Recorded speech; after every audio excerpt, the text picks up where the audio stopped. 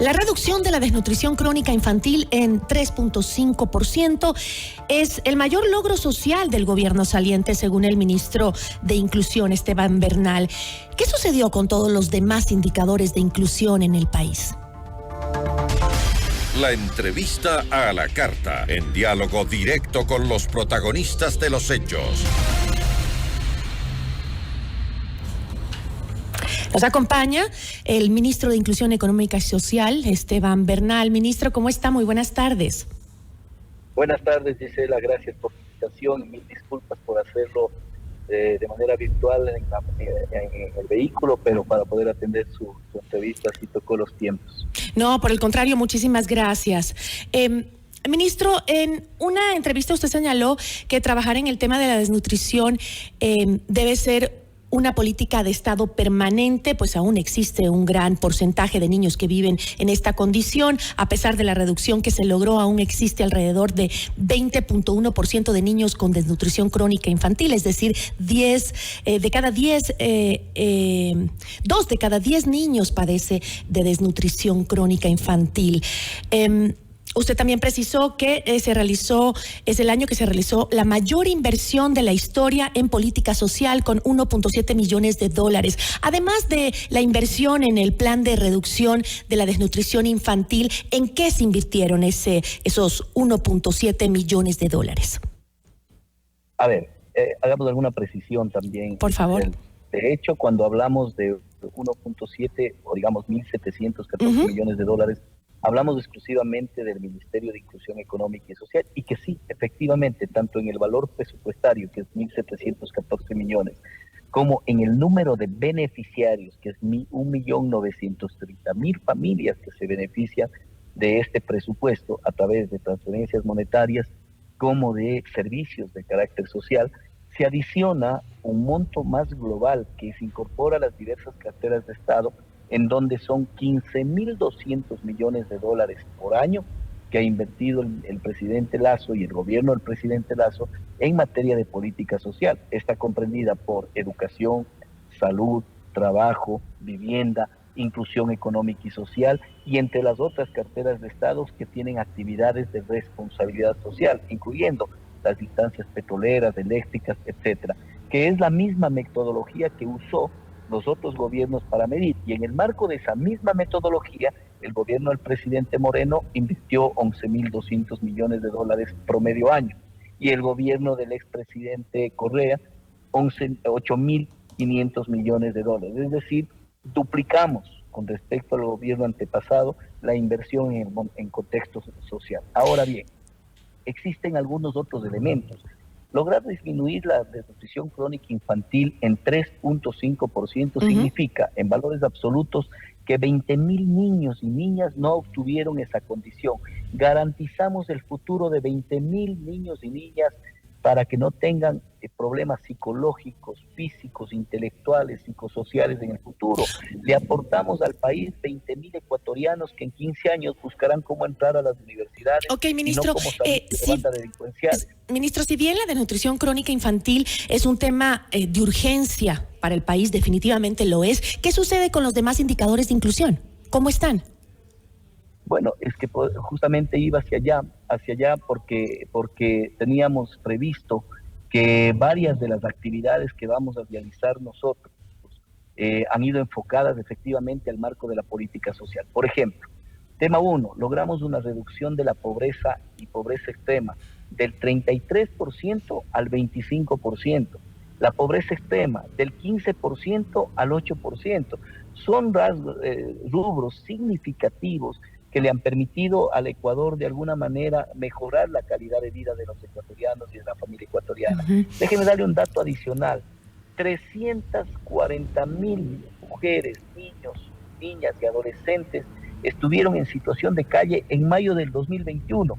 Hoy el Ecuador tiene a 235.000, 105.000 menos. En valores absolutos todavía hay mucha gente en la calle. Sí, con respecto justamente tengo, ministro, aquí algunos datos del INEC que dice que en el primer semestre de 2023 4.9 millones de personas estaban en situación de pobreza, es decir, 27 de cada 100 ecuatorianos.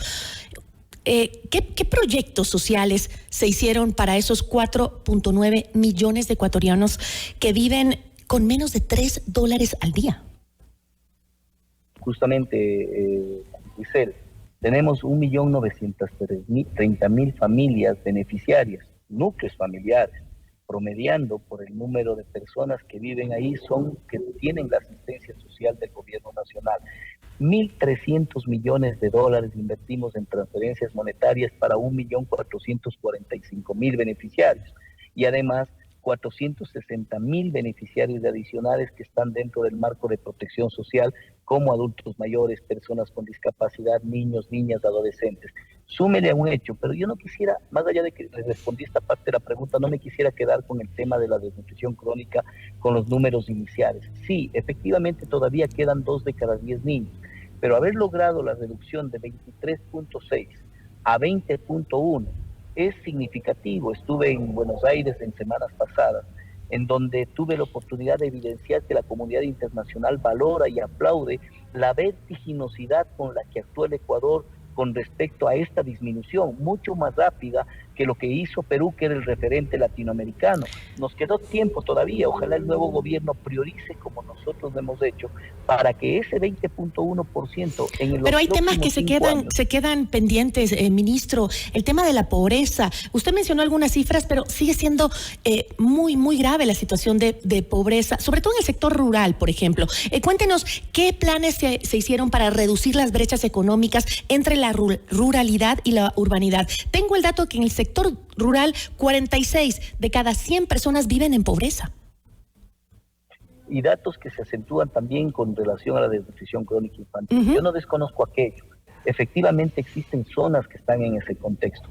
Dato también adicional en la última encuesta relacionada con la desnutrición crónica. La mayor prevalecencia de desnutrición crónica estaba en la Sierra Centro, sin que deje de serlo todavía aún esta zona, pero tenemos a provincias como Cotopaxi, que logró una reducción pequeña, pero lo hizo. Provincias como Tungurahua, que tenía 42%, hoy tiene 31%. Es decir, todas las acciones han estado enfocadas en donde mayor prevalecencia hay. Dice, sería insensato de mi parte decirle que nosotros hemos solucionado los problemas del país, hemos contribuido para la disminución, pero no hay un solo indicador en materia de política social que lamentablemente vaya en contra de lo que nosotros hemos hecho. Sí, todavía existe. Pero, ministro, hay los datos que dicen que no se ha reducido los índices de pobreza, que por el contrario, los indicadores... No, con todo respeto, veamos los datos del INEC. Déjeme dar el dato, exactamente. Yo tengo aquí los datos, dice, para diciembre de 2022 la pobreza extrema se ubicaba en el 8.2%, sin embargo en junio de este año está ya en 10.8%. No, pero es que debemos hacerlo estructural, mi querida Giselle. No se mide así, se mide año fiscal, pero más allá de eso, ¿saben cuánto recibimos la pobreza extrema en el Ecuador en mayo del 2021? Lo puedes revisar si está con los datos del INEC, 14.7. Es decir, inclusive con el incremento de los 10 puntos a 10 puntos, hemos logrado una reducción. ¿Saben cuánto recibimos la pobreza en el Ecuador en el mayo del 2021? En 33%. 32%. ¿Cuánto es este momento? 26%. Entonces, cuando hablamos de nuestro periodo de gobierno, hemos logrado generar reducciones de pobreza y pobreza extrema. Lo propio con relación a los datos de la movilidad humana, de situación de calle. Logramos una reducción de 105.000 niños, niñas y adolescentes que ya no están en las calles. Cuando alguien sale... ¿Una reducción comparado de qué periodo con qué periodo? Perdón. Una reducción comparando qué periodo con qué periodo, porque los datos que yo tengo no hay reducción. Mayo 2021 versus lo que estamos en la actualidad, por la misma institución, hemos logrado crear 480.000 nuevos empleos adecuados. Giselle, en mayo del 2021 empezamos el periodo. En enero del 2022, el INEC manifestó al país, a los medios de comunicación y a la oposición, que habíamos caído en la generación de empleo en 163.000. Todo el mundo sacó el documento y dijo, miren cómo ha caído el empleo. Es un tema técnico que podría ser discutible, pero caímos en el empleo. Hoy que la misma institución dice que hemos creado 480.000, la gente lo denosta. Está bien, porque vivimos en un mundo de percepciones. La percepción es un tema similar al sistema respiratorio. En el Ecuador existen 17 millones de percepciones, obviamente, pero las realidades son datos como los que le acabo de dar. Y déjeme concluirle con la parte de la situación de calle. Cuando alguien salga luego de esta entrevista y vea a alguien en situación de calle, un niño en trabajo infantil, en necesidad de movilidad humana, va a decir, es un falso el ministro, dijo que ha reducido. Sí, en 105.000, pero aún hay 235.000, porque tenemos que continuar en una política que reduzca en el tiempo de manera permanente y la línea de caída Ministro, de la pobreza continúe. Pasemos a hablar del tema de la transición, porque no me va a quedar mucho tiempo. Como usted dice, este es un tema que podríamos hablar por largo rato, según las cifras. Pero me gustaría hablar de este tema de la transición del gobierno. Usted había comentado que se está trabajando en una metodología de transición que va a permitir entregar información transparente y digerible para el gobierno electo de Daniel Noboa y que pueda tomar las mejores decisiones para el país. ¿Cuáles serán los temas urgentes que se va a entregar de manera transparente y también digerible, como lo mencionó usted? Efectivamente, creo que primero nosotros trabajamos mucho antes por una disposición del presidente en esta metodología que, insisto, el día de ayer, el presidente saliente con el presidente entrante lo han conocido, lo han definido, es probable que pidan algunos ajustes, pero tiene ciertas características que son fundamentales. Tema 1, se entregará información total, absoluta, transparente, digerible, con datos que son asimilables de manera inmediata. Hay un paquete fundamental que es la entrega de las urgencias que tienen que ser tomados por un ministro de Estado al día siguiente o el mismo día en el que se posiciona. Por lo tanto, ese tipo de información que creo que marca la ética pública, la ética política, en la cual se le advierte a quien a uno le reemplaza decir, ministro, tengo el tema... ¿En qué ámbitos son esos temas? Perdón. ¿En qué ámbitos están esos temas urgentes? En todo, porque esos ámbitos están determinados. Es una metodología que lo va a tener el Ministerio de Educación, de Trabajo, el Ministerio de Vivienda, el Ministerio de Economía. Hay decisiones que de acuerdo a cada competencia tiene. En nuestro caso, por ejemplo, el tema de convenios, que son urgencias que tienen que irse resolviendo día a día. No pueden esperar un proceso de transición y de conocimiento del nuevo ministro de 15 días, por decirlo así. Entonces, estos temas que son, aunque digeribles, sí, pero de urgente toma de decisiones, es las que les pondremos en este proceso. Y un tercero, que es el mostrarle proyectos como Vivo Joven, como Desnutrición Crónica Infantil, como el Abrazo de Adopción, en nuestro caso, que se tienen que convertir en políticas de Estado, que no cuenten con un apellido de gobierno, que Ministro, esto se mantenga en el tiempo, en los cuales inclusive hemos normado mediante acuerdos ministeriales. El presidente Guillermo Lasso dijo que cuando él había asumido el poder no existió un sistema efectivo de transición. Esto incluso cuando se crearon, recuerdo, comités de transición entre el gobierno de Lenín Moreno y el gobierno de Guillermo Lasso. ¿En qué falló ese proceso de transición en ese momento y qué se ha hecho, sobre todo para que no suceda el día de hoy en esta transición de mando? Primero, no había una metodología que es la que le he planteado, en la cual efectivamente puede identificarse prioridades por parte de quienes ingresan, más allá de lo que uno puede identificar como tal. Segundo, en que cuando se entregaba información era información más dialéctica y no documentada como la que hoy existe. Se ha criticado inclusive la típica charla digamos, la típica actitud que tiene a veces la política, en la cual lanzamos un tema relacionado con el libro del presidente y ya se critica, pero ahí va a estar documentado, informado, cada uno de los detalles de este tipo de valoraciones estructurales. Lo que hemos hecho es preparar una documentación profunda, mucho más allá de lo que puede tener inclusive expectativas quienes ingresan, pero lo que abunda no es el año. Segundo, en el tema de lo más importante que hoy el Ecuador debe prepararse y que a veces no se lo toca, lo relacionado con el fenómeno del niño, un tema que ya lo empezamos a vivir y que durará por lo menos del próximo semestre hasta marzo, abril del próximo año. Es una información documentada, con todos los lineamientos y protocolos, con cada cartera de Estado que tiene para actuar en el momento en que pase en cada uno de los servicios algún tema relacionado con su competencia. Todo esto estará siendo entregado a los pares que el presidente Noboa ha sido determinado. Ahora, ministro, el ex canciller Juan Carlos Holguín en este espacio informativo de Notimundo señaló que el gobierno de Guillermo Lasso ha sido un fracaso. ¿Concuerda usted con esas palabras? Él fue canciller en este mismo gobierno. En absoluto, no voy a concordar con esas palabras. Valoro y respeto mucho a un buen amigo como Juan Carlos Holguín. De hecho, vi un editorial que Juan Carlos lo planteó en días pasados, en donde realmente hizo, quizá entendería yo, una aclaración, por no decirlo disculpa pública, que efectivamente no era lo que quiso decir. Sin embargo, esa ha sido un poco la tónica de algunos exministros, quienes, haciendo una analogía de lo que vive en el argot popular la ciudadanía en la vida común, cuando usted va a una fiesta, baila, toma, come, se divierte, y cuando sale critica la música luego de haber bailado toda la noche.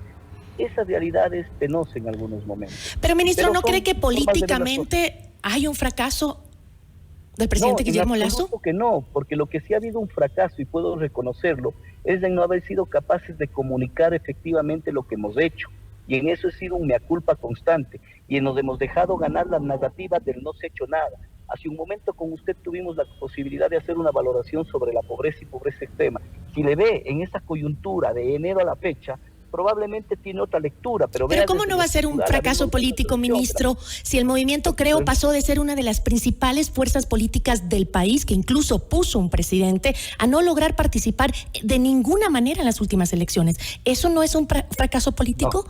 No, indudable que no. Primero porque hay que ver la perspectiva en la cual analiza el tema.